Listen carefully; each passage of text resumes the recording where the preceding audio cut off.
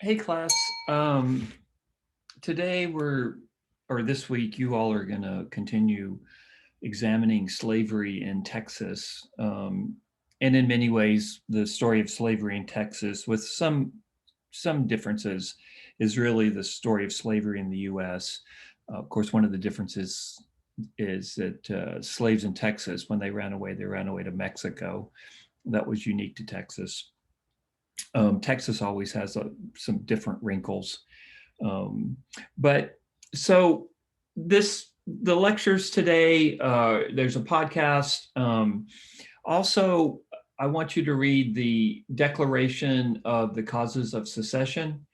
And what that document is the Texans who met to leave the United States in February 1861. They were upset that Lincoln had been elected.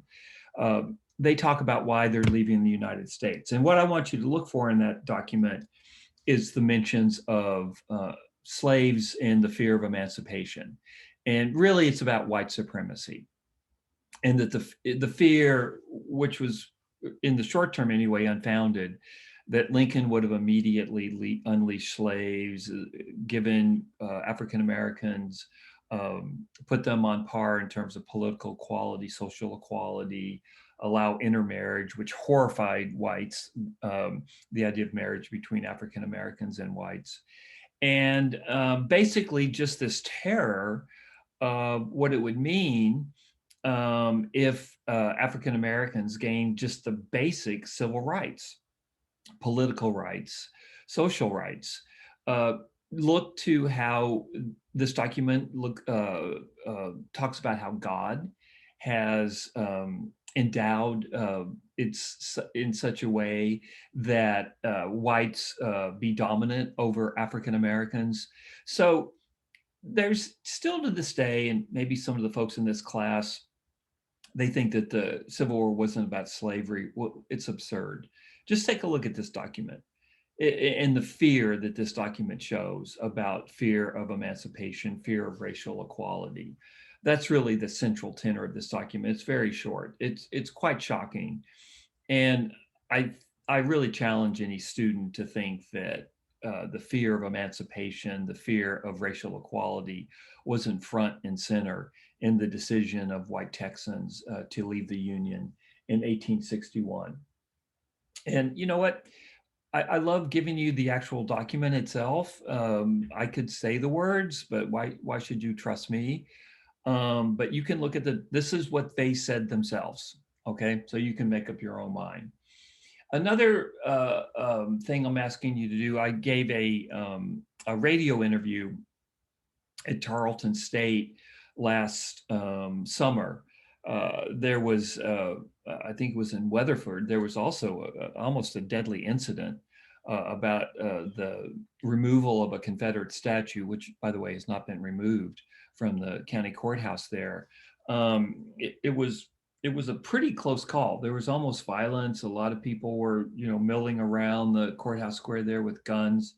And so I was asked to talk about Confederate monuments by one of the public radio stations up there. So I'm going to ask you to listen to um, this interview, and just to get a sense of where I'm coming from when it comes to Confederate monuments. So think of it kind of as a podcast or a lecture.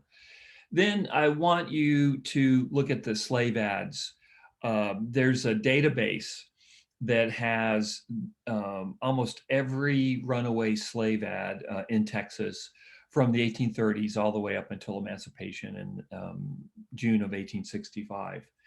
And take a look at these ads. They're very, very short. I also attached URLs so you can see what the actual ad looked like in the newspaper. Go ahead and take a look at the ads. I just think you'll find it fascinating. Again, this is a primary source. This is what it actually looked like when slave owners lost their slaves, and they advertised in the newspapers to have the slaves recovered. And as I've said a couple of times, slaves were quite valuable. A healthy male field hand was worth, in today's money, somewhere in the $60,000 to $70,000 range.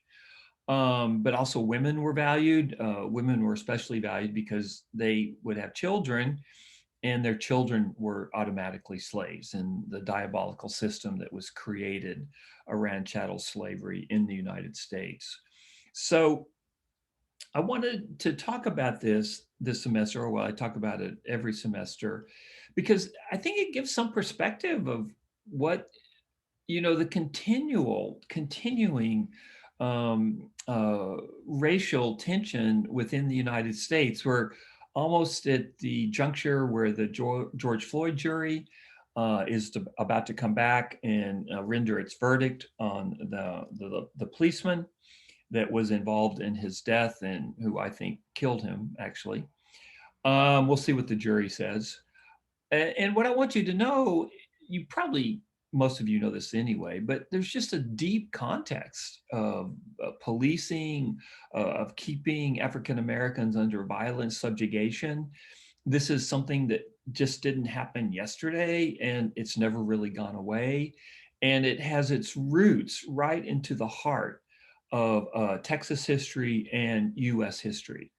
And you could argue it's the most important aspect of Texas history and US history. And the trauma of this is still with us to this very day and will be for all of your lives and probably the lives of your children as well. So I wanted to take this chance in Texas history to use Texas as an example of talking about just what slavery was like, the evils of slavery, and how deeply, deeply, deeply centered it was on the experience of Texas, on the United States. And we have not been able to get past it yet in 2021. And it doesn't look like we're going to get past it anytime soon. One wants to be hopeful, but we still have a lot of work to do. There's no doubt about that. So that's what this module is about today. Slavery in Texas, runaway slaves in Texas, memory, Civil War monuments in the memory of the Civil War, in the erasure of the memory of slavery, and the evils of slavery. So it's a very, very full plate today. But as I want to emphasize, although I'm talking about the past, this is still very contemporary, and it's also what the future holds. As the United States very, very unevenly tries to grapple with its past and its when it comes to race relations, slavery, and the origins of deep racism in the United States. So it's a pretty heavy module this week, but I think in some ways it's one of the most significant modules of the entire semester. So I hope you pay attention to it, and I hope you learn from it, and I hope um, there's material in this module that you'll be thinking about for the rest of your life.